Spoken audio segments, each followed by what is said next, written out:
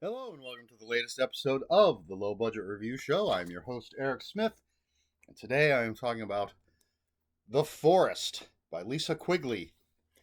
This is from Perpetual Motion Machine Publishing. This is about a woman named Faye, and she lives in this town where nothing bad ever happens, but when she finds out why, she needs to run away into the forest. And that is a very, very tiny nutshell. Um, let's see. Edgewood is the name of the town. I have to look at the back here. So, when we open, you know what? I'm going to jump. I'm going to look. I'm going to cheat. Okay. So, we open on the present, and Faye is preparing to run away. So we're just learning what's going on. We're being introduced to her, and really we have no idea what's going on. That just she's taking her baby and she's running away. And then there's a cliffhanger, and then we go back, I believe, 3 days. And the first part of the book, and they call it part one. So the first part one of the book is jumps between present and then what is before the forest. So every other chapter, present, before the forest. But I think before the forest is basically 3 days, 4 days.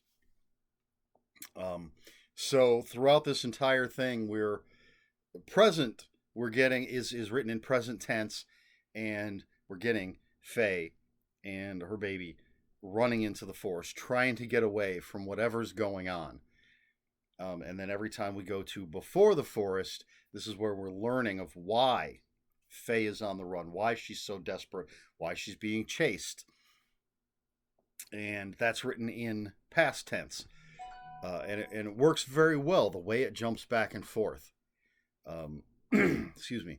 We get, I think, pretty much every present chapter ends in a cliffhanger, and then we jump back to before the forest, and I don't think that those chapters necessarily have cliffhangery endings, which would make sense since we already know what's going on in the present.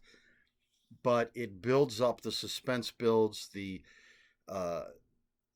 even though we know that Faye is on the run, the before the forest chapters work in building the characters, building up. We learn about the town, we learn about Faye, we learn about her family, and how Faye is going to be the new steward of the town, and that this town, again, there's something very special about it. I'm trying to avoid spoilers, but there is something very, very special about this town, and it requires something that Faye, when she finds out about, does not think is appropriate. So, incredibly well written. Once we get past book one, I know that was a little abrupt. Once we get past book one, when we get to book two, that is, you get to watch me sort of look. Where does book two start? Book two is about Faye's childhood. So, book one, we get to a point, big cliffhanger-ish point, and then we go to this book, section two, book two, part two, excuse me, and so now we're getting a whole bunch of backstory for Faye and the town and her family, and we go through a number of years of Faye's life. Then part three, we're back to the present, and it's just telling us the rest of the story. I like the way this is done. It works very well. In part one, the jumping back and forth works, and then I like that it goes back and gives us Faye's quick look. It's not a huge section, quick look at Faye growing up, and then now we're back into the action for the big finale, as it were. Lisa Quigley, this is her first full-length novel, I believe, and she does a fantastic job. The characters, Faye,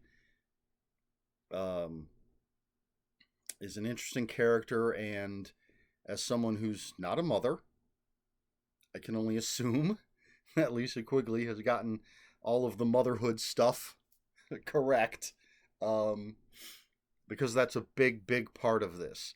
There is there is a lot of breastfeeding in this book, but again, as someone who's not a mother, has never breastfed anyone, I don't know how often babies actually breastfeed. So it could be very accurate. It just seemed to me like there was a lot of breastfeeding going on. But yeah, the characters are all well written. I even the characters I don't agree with, I at least can see their point of view, if that makes sense. It's a well-paced story.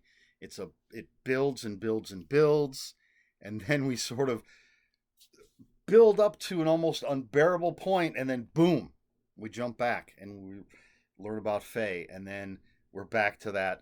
We've had a slight break, but now we're back to that unbearableness, which is a great way to tell a story. It's I will say, it takes place. This is a modern day story, and yet this is just on me. I kept picturing that this place, Edgewood, being like the village in the village, which is completely on me. It's completely in my head, because they talk about emails and modern day things. So it's a completely modern place. But just for some reason, I think because of the isolation of it, because it's surrounded by this forest, because of the way these people live, this isolationist sort of life, it just, in my head, I had to keep readjusting the picture in my head that this is not a bunch of log cabins and people with, cooking in the fireplace and all of that kind of stuff. It is definitely, when it says present, it means the present. But again, that's on me. That's not any fault of the author. She makes it very clear. Again, emails, cars, digital things. It's all there. But we're not inundated with it. She's not shoving it in our face, because that's not important to the story. Yeah. I'll leave that there with a little tease. So, yeah, The Forest by Lisa Quigley. I really, really dug this book. I think it's so well written, interesting characters, maybe a little too much breastfeeding. I can't say. Yeah, I really, really like this. Sure, if I rated it on Goodreads, it would be 4 or 5 stars. I've enjoyed what I've read from Lisa Quigley. She's one of those authors I'm always going to be looking forward to what she does next. Because she's a terrific writer with interesting characters and great ideas. So I recommend it. Pick it up from Perpetual Motion Machine Publishing. I'm always going to recommend their stuff, or, well, at least that you check them out. I haven't read everything they've published, but they are one of my favorite independent publishers. So there you go. Again, I think I've covered everything that I need to hopefully intrigue you to read The Forest. A nice book. I don't know what that was about. All right, I don't have a question for you this week or this video. So if you have any comments, questions, or corrections, please put them in the comments below.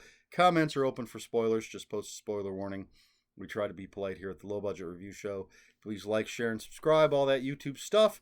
If you'd care to follow me on other social media, my Twitter is at Ronan5757. My Instagram, where I post pictures of books, comic books, board games, and fuzzy animals, is Eric Smith5757. That's Eric with a K, ERIKSMITH 5757. That's all I've got for you. This has been the Low Budget Review Show. I have been Eric Smith, and until next time, read more books.